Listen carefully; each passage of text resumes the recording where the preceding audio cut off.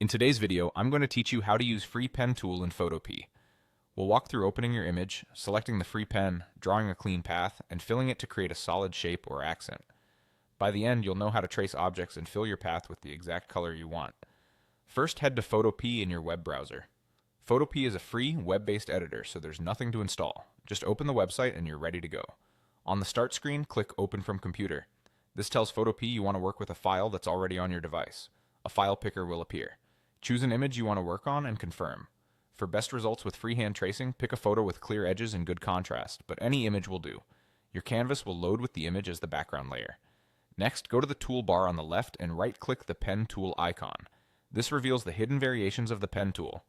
From that menu, click Free Pen. The free pen lets you draw a vector path by hand, similar to sketching with a marker, while still keeping the benefits of editable vector points.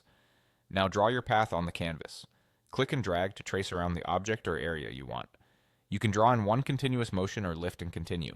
Photopea will keep building your path. If you need to undo a portion, use the standard undo command and try again. For smoother results, move at a steady pace and zoom in as needed so you can follow the edges precisely. If you want a closed shape, finish by meeting the end of the path back at its starting point. When your path looks right, right-click directly on the path and choose Fill.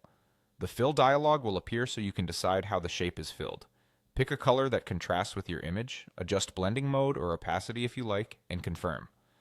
Photopea will fill the inside of your path on the active layer. Take a moment to see the result. If the fill spills outside, undo and refine the path where the edge wobbled, then fill again. You can repeat this process until the shape is clean. That's it, you've used the free pen in Photopea to draw and fill a custom path.